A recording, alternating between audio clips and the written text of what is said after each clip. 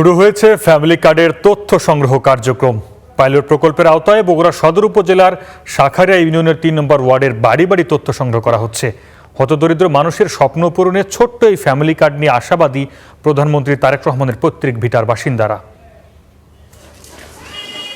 ৭০ বছরের আমেনা বেগম বগুড়া সদরের শাখারিয়া ইউনিয়নের ৩ নম্বর ওয়ার্ডের বাসিন্দা তিনি। মাথা গোজার ঠাঁই বলতে রয়েছে জরাজীর্ণ এই ঘরটি।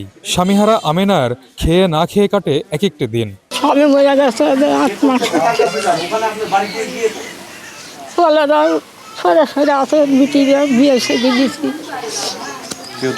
না একলাই। বিএনপির প্রথম ধাপে ফ্যামিলি কার্ড বিতরণের তালিকায় রয়েছে ৩ নম্বর ওয়ার্ডটি। পাইলটিং প্রকল্পের আওতায় শুরু হয়েছে কার্যক্রম। বাড়ি বাড়ি গিয়ে ৪৭টি বিষয়ে তথ্য সংগ্রহ করছেন কর্মকর্তা এবং কর্মচারীরা। উপকার দেশের ভালো হবে, আমাদের জনগণ আমাদের পয়সা নাই, খাবার নেই, গরিব মানুষ। এই উপকার আসবে আমাদের সন্তান লেখাপড়া, একটু সংসারত খরচ ইত্যাদি। আমরা খুশি হয়েছি, সোলজান ওঠে এগুলা একটা ইয়ে করছে। আমরা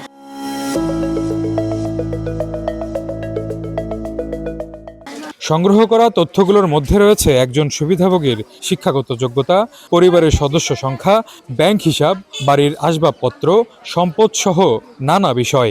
সংশ্লিষ্টরা বলছেন অতি দরিদ্র, দরিদ্র এবং ঝুঁকিপূর্ণ নিম্নবিত্ত এই ৩ ক্যাটাগরিতে ভাগ করে কার্ড ও অর্থ সহায়তা দেয়া হবে। আর্থিক অবস্থা কেমন, বাড়িতে কয়টা ফ্যান আছে, কতটুকুন জায়গা জমি আছে, মানে প্রত্যেকটি জিনিসে আসে।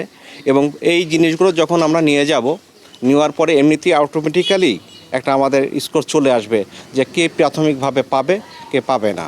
বাংলাদেশ সরকার কর্তৃক যত সুযোগ সুবিধা আছে সেই সুযোগ সুবিধার বিষয়টি এই ফ্যামিলি কার্ডে সমৃদ্ধ থাকবে। ফলশ্রুতিতে এখানে আমরা ইচ্ছা করলেই আমাদের তথ্য গোপন থেকে শুরু করে আমরা যে বিভিন্ন ক্ষেত্রে ওভারল্যাপিং আমাদের কার্যক্রমে হয়ে থাকে, এটা হবে না। বগুড়া জেলা পরিসংখ্যান কার্যালয়ের তথ্য অনুযায়ী ৩ নম্বর ওয়ার্ডটিতে মোট ৮০৫ জন খানা প্রধান নারী রয়েছেন। আগে থেকেই তারা সরকারি অন্য কোনো ভাতার আওতায় থাকলে সেই কার্ড ফেরত দেওয়ার কথা উল্লেখ রয়েছে ফ্যামিলি কার্ড প্রদানের শর্তে। জজিফ হোসেন প্রতীক, স্টার নিউজ, বগুড়া।